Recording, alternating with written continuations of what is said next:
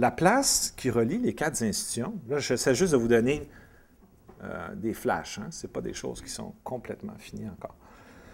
La place, comme je disais, c'est la place qui est construite par le public. C'est le volet, je dirais, vraiment le plus mobilisant de la population du quartier, je dirais, Rosemont, Hochelaga et Mercier, et les Montréalais. On va y aller comme en phase pour la construction et l'édification de cette place-là. Je vous donne un exemple. Entre les 4 institutions, il faut se déplacer.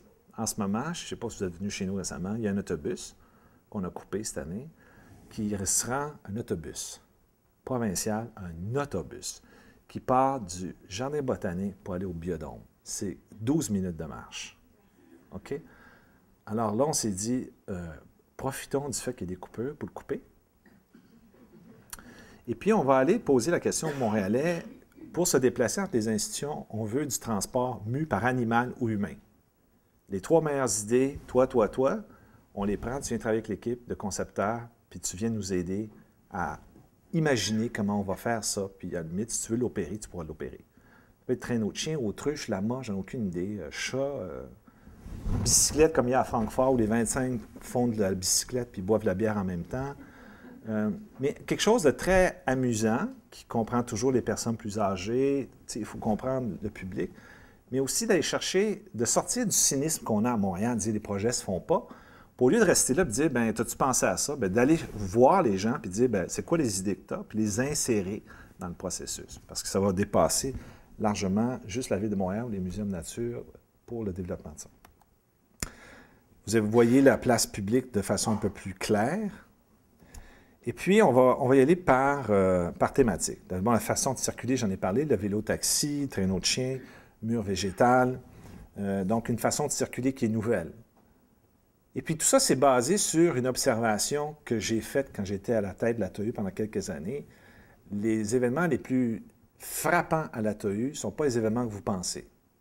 Le plus frappant, le plus formidable, le plus inédit, c'est la biofête paysanne. 5 000 personnes, 4 ans plus tard, 40 000 personnes. L'exposition Paul-Antoine Pichard sur des décharges publiques à travers le monde, 17 000 personnes pour une exposition, pour voir des gens qui vivent dans des déchets, des immondices. Le plus grand nombre de billets vendus le plus rapidement, un moine bouddhiste.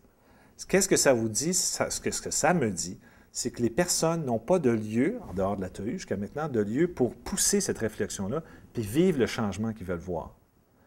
Si vous allez sur les pistes cyclables, l'été, à Verdun, il y a plus de véhicules sur les pistes cyclables que dans la rue. Dans la rue, vous avez un char qui passe de temps en temps. Puis à la piste cyclable, vous avez une voiture électrique. Vous avez des patins à roulettes. Vous avez des voitures, maintenant des scooters électriques. Après ça, vous avez des gens qui sont des chaises roulantes électriques, parce que vous avez des gens qui marchent, des gens qui courent. Il y a un déplacement. Qu'est-ce que ça fait, ce déplacement-là? Les activités commencent à se faire là-dessus. De là à Verdun, ça danse, puis ce vendredi soir, ils dansent, ils sont 500, ils sont 600. C'est là que ça se passe. Les gens, de plus en plus, vieillissent, sont en forme, veulent intervenir, veulent le faire. Alors, on va proposer une roulette, une forêt sur roulette, parce qu'on est là, vous voyez très bien, on est sur, comme je disais, le parvis, si on veut, du stade. Et on a déjà commencé à dessiner une forêt, fetch your tree, hein? Fetch your shade, en fait, en anglais. Tu vas chercher ton arbre, tout est interactif. Tu veux t'abriter de la pluie ou du vent, tu vas chercher quelque chose. Puis les sacs en papier, ça ne marchera peut-être plus quand on va ouvrir la place.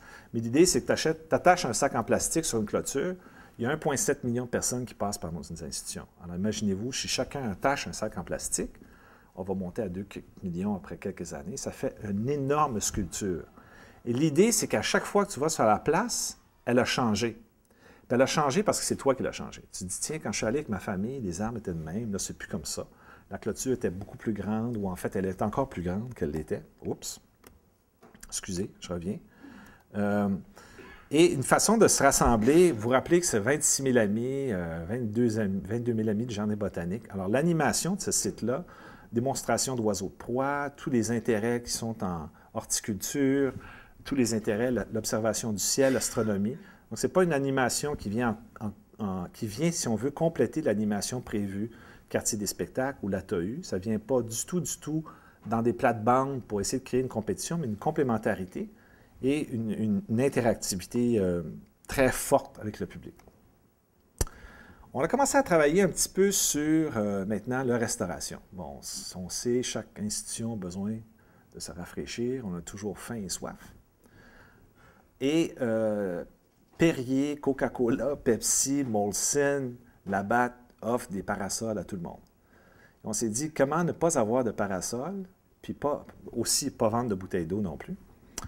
Et on a commencé à regarder un petit peu ce qui se fait en Nouvelle-Zélande. La construction en bambou est très utilisée. Il y a des salons de thé que vous voyez en Nouvelle-Zélande qui existent depuis 5 ans, puis c'était prévu juste pour un été. Le bambou, ça prend 10 ans pour pousser. C'est à l'épreuve de l'eau. C'est très résistant.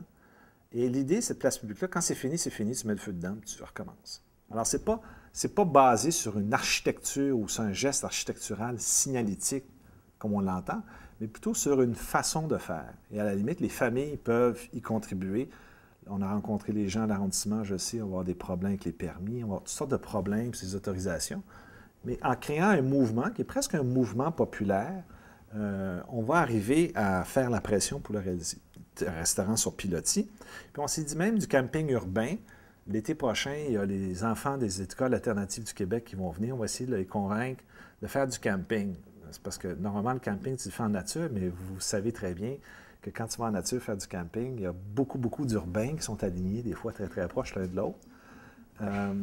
Et l'idée, c'est un peu de pouvoir nous permettre de faire ce type d'expérience-là dans le site.